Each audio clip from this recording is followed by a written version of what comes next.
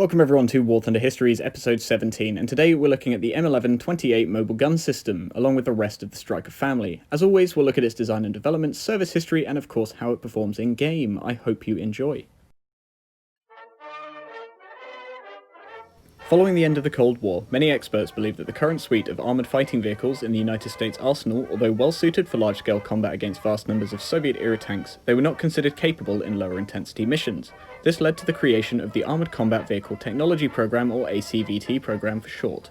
This was a joint project between the United States Army and the United States Marine Corps to assist in developing armoured vehicles in the post-1985 timeframe, with a long-term goal to develop an extensive and reliable database that will be accessible to future vehicle designers and evaluators. The ACVT program focused on mobility and agility of a number of test rigs, such as the High Mobility Agility Test Rig, also known as HIMAG, as well as the XM1 Automotive Test Rig. The M60A1, M113A1, and M1 Abrams were also evaluated.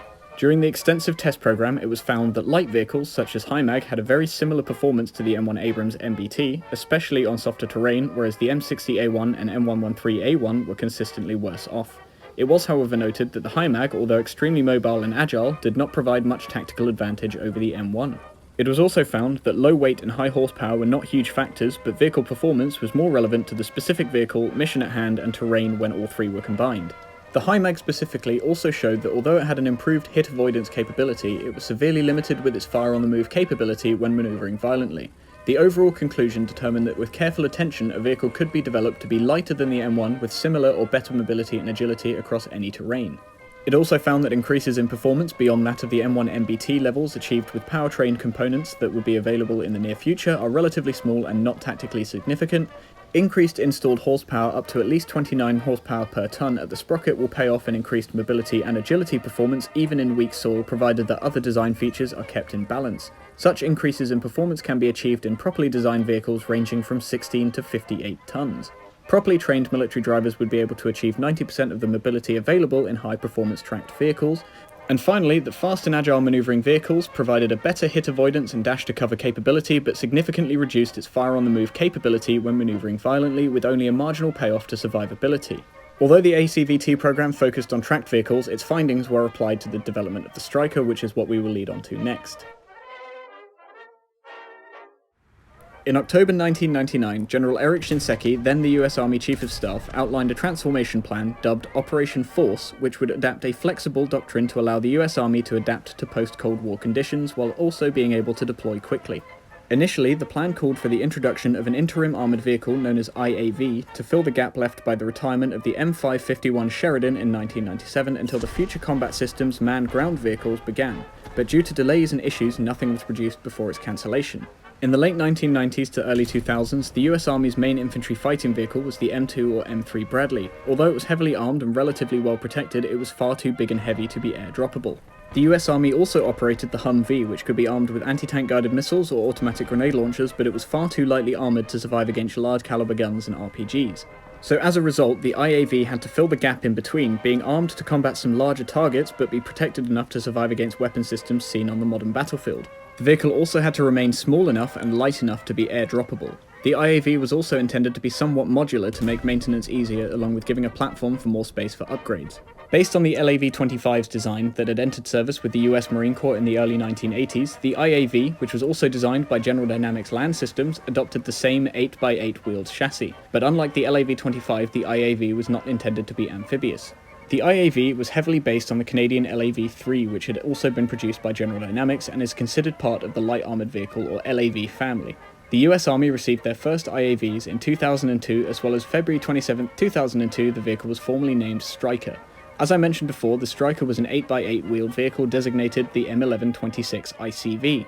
Initially crewed by two, a driver and a commander or gunner, to operate either the M2 50 caliber machine gun, 40mm Mark 19 automatic grenade launcher, or M240 7.62 machine gun on the vehicle roof.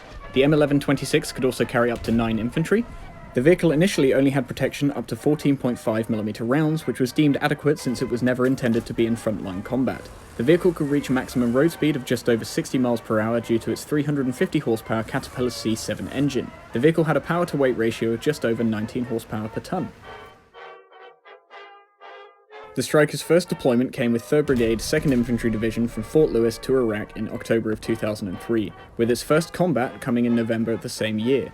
Initially, the Stryker was deployed in a role that it was not intended, and that was counterinsurgency. This is where the vehicle's shortcomings were seriously beginning to be noticed. Its lack of protection against IEDs or improvised explosive devices and RPGs or rocket-propelled grenades led to some heavy losses. This prompted the development of additional slat armour to protect against RPGs. This unfortunately led to the addition of 5,000 pounds of extra weight, also making the vehicle significantly wider. This also resulted in the vehicle now not being able to be carried by C-130 aircraft, limiting its deployment capability, and later upgrades to the Stryker would also incorporate a V-shaped hull to protect against the increasing IED threat in both Iraq and Afghanistan. Overall, there are now 10 variants of Stryker, from a command vehicle to the previously mentioned infantry carrier, along with supporting vehicles such as mortar carriers, ATGM carriers, and then what this video is about, the M1128 mobile gun system. In 2005, the M1128 Stryker 105mm mobile gun system entered limited production, later entering full-scale production in 2007. This was in an effort to increase the capabilities of the Stryker platform. The vehicle would sacrifice its ability to carry dismounts to fit an autoloader for the M68A1 E4 gun, a lighter, modified version of the M68 found on the M60 and early M1 Abrams tanks. This was to provide direct fire support for Stryker brigades. Initially, there were problems with the autoloading system as it would constantly jam, but these issues were quickly rectified. Once the initial issue with the autoloader was fixed, the vehicle could fire 10 rounds per minute. However, the vehicle could only carry 18 rounds and could fire the M900 Sabo for anti-tank, the M456A2 high-explosive anti-tank round for the same purpose, the M393A3 high-explosive plastic, more commonly known as high-explosive squash head, for buildings or softer targets, and finally the M1040 canister round, with its use against infantry. For those who don't know what a canister round is, it's essentially a giant shotgun.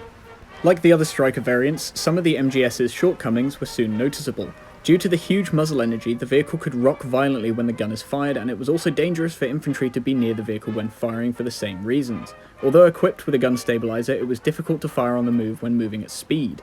The MGS was also not fitted with air conditioning initially. Instead, crews were given cooling jackets. This led to a lot of equipment overheating, especially in desert conditions. This issue has since been fixed with the addition of AC units to all Stryker variants. Unfortunately, due to the added weight of the armour package and the ammunition and the 105mm gun, the Stryker MGS is somewhat slower than other variants. When the MGS entered service, it initially allocated 9 to each battalion and 27 to a brigade. As a cost-saving measure, the number was later reduced to 10 per brigade. In total, the US Army operates 142 MGS variants, with a total of 3 which have been lost in combat, with deployments to Iraq and Afghanistan. As of May 2017, a Stryker Brigade combat team is equipped with 3 platoons of MGS Strykers to work alongside 3 platoons of ATGM Strykers. In total, almost 5,000 Strykers across its 10 variants have been produced by General Dynamics Land Systems, costing around $4.9 million per unit. The ICV variant weighs in at 16.47 tons without its battle kits, with the MGS weighing in at 18.77 tons, again without its battle kit. It is also worth mentioning that the Stryker MGS also requires an additional crew member to act as a gunner, as well as having the commander and driver as normal.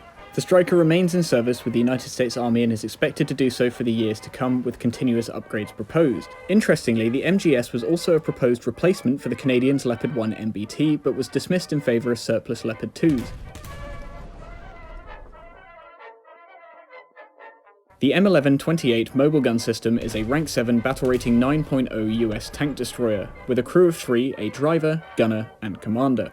With base armour of 12.7mm all round and a mix of external Mexis composite armour around the front, sides and roof, along with slat armour around the hull, it is reasonably well protected against HESH and high explosive anti-tank ammunition.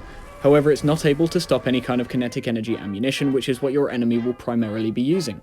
It's not even worth mentioning slope angles, as almost any angle you get hit from with kinetic energy ammunition will penetrate. The vehicle is armed with the M68A1 E8 gun in game. With the high explosive anti-tank round to start with, you have to work to the C76A1 and M900 Sabo rounds, with the M900 being the ideal round with over 500mm of penetration. The commander also has access to an M2 50 caliber machine gun mounted to the right of the gun and a coaxially mounted 7.62 machine gun. The turret can depress from -5 degrees to elevate to 15 degrees, along with having a 2-plane gun stabilizer. The turret is able to traverse at 60 degrees per second. Both the gunner and commander have access to Gen 2 thermals, as well as the driver surprisingly having access to Gen 1 thermals, not that you would ever use that in game. Oddly, the gun in game can only fire 6 rounds per minute and not the 10 rounds per minute that it does in real life, and also allegedly it can accelerate to over 70 miles per hour on road when fully researched, which I have not yet seen.